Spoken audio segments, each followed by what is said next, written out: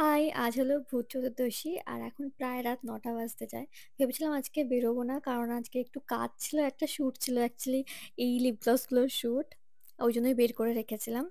But Rini বলছিল, "চল বেরোই একটু ঘুরে আসি।" বললাম, "ঠিক আছে যাই, ঘুরে আসি, এসে তারপর শ্যুট করব।" তো এবার আমরা বেরিয়ে পড়লাম ৪ জন। রিনি বলছিল ওর শাওয়ারমা খেতে খুব ইচ্ছা হচ্ছে। তো আমরা সেই দিকেই যাচ্ছি। বাট আমি আজ থেকেই ভাবছিলাম যে একটু হেলদি খাবার খাবো। রাস্তার উল্টোপাল্টা খাবার একদম খাবো না। পুজোর সময় তো উল্টোপাল্টা প্রচুর খেয়েছি আর এখনো খেয়ে চলেছি। যাই হোক, শাওয়ারমার দোকানটা বন্ধ ছিল, ভালোই হয়েছে। তো আমরা চলে এলাম এবার ফুচকা খেতে। আমি তো ভাবছিলাম জাস্ট একটা জল ফুচকা খাবো, কিন্তু আজকের ফুচকাটা এত ভালো খেতে ছিল না, আমি তো ৩-৪ টে ফুচকা খেয়েই নিয়েছি। তো এবার আমি ভাবছি তাহলে কালীপুজোটা যাক, তারপরেই শুরু করব হেলদি খাওয়া-দাওয়া।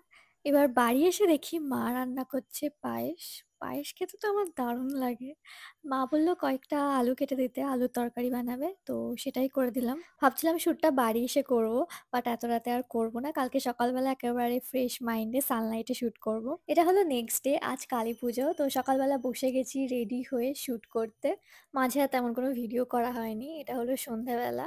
আর এখন রেডি হব। কি জামা পরবো আজ কিছুই ঠিক করা ছিল না। বাট আলমারি খুলে আমি নতুন একটা জামা খুঁজে পেলাম। এই সুন্দর কুর্তিটা আমাকে নায়কা ফ্যাশন থেকে পিয়ারে সেন্ড করেছিল। আর জামাকাপড় আয়রন করতে আমার একটুও ভালো লাগে না। বাট এরকম কোঁচকানো জামা তো পরাও যাবে না। তো বাধ্য হয়ে আয়রন করতেই হচ্ছে। অ্যান্ড এই কুর্তির ব্যাক সাইডটা না বেশ সুন্দর। জামাটা আয়রন করে আমি একটা পিয়ার আনবক্সিং এর ভিডিও শুট করে নিলাম। এবার রেডি হয়ে নেব। এই সুন্দর ইয়াররিংসটা পরবো। তবে আজকে কোনো মেকআপ-টেকআপ করবো না। একদম ভালো লাগছে না। শুধু একটু লিপস্টিক পরেছি। বাট রিনি কিন্তু বেশ সুন্দর করে মেকআপ করেছে আজকে। আর এই কুর্তির লিঙ্কটা যদি আমি খুঁজে পাই তাহলে এখানে অ্যাটাচ করে দেব। তারপর আমি আর রিনি মিলে একটা ছোট্ট করে ফ্লাওয়ার রঙ্গোলি বানালাম আর কয়েকটা প্রদীপ জ্বালিয়ে দিলাম। অ্যান্ড এই হলো সেই রঙ্গোলিটা। বেশ সুন্দর দেখতে লাগছে জায়গাটা। তারপর মোমবাতিও জ্বালিয়ে দিলাম। তারপর মা পাশের বাড়ি লক্ষ্মী পুজো হয়েছিল, সেখান থেকে প্রসাদ নিয়ে এলো। তো আমরা সবাই মিলে খেলাম। কিছুক্ষণ পর প্রীতমও চলে এলো। এবার আমরা একটু ঘুরতে বেরোবো, ঠাকুর দেখবো কয়েকটা। প্রথমেই আমরা চলে এলাম একটা বাজির দোকানে, বাজি কিনবো বলে। এবার কালীপুজোয় অনেক বছর পর বাজি ফাটাতে চলেছি। কালকেই সুফলদা বলছিল যে খুব বাজি ফাটাতে ইচ্ছা হচ্ছে সুফলদার এবার। তো আমরা ভাবলাম যে ঠিক আছে তাহলে বাজি ফাটানোই যাক, অনেক বছর ফাটানো হয় না বাজি। বাজি কিনে আমরা চলে গেলাম ঠাকুর দেখতে। এটা হলো আমাদের বনগাঁর সবথেকে বড় কালী ঠাকুর।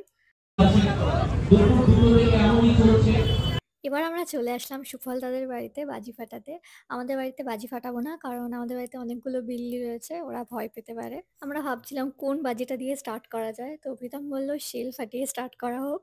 আই থিংক খুব সম্ভবত ওই বাজিটাকে শেলই বলে। যাই হোক, এই বাজিগুলো না ছোটবেলায় আমার ভীষণ ভাল লাগতো, ভীষণ ইচ্ছা হতো ছোটবেলায় ফাটাতে, বাট কখনোই সুযোগ হয়নি। আজকে ফার্স্ট টাইম আমরা এই বাজিটা ফাটাচ্ছি।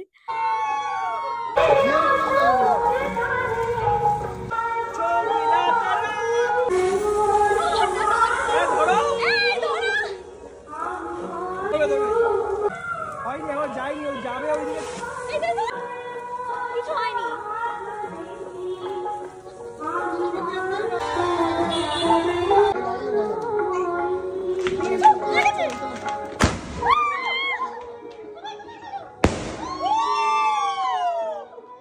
এই দাও।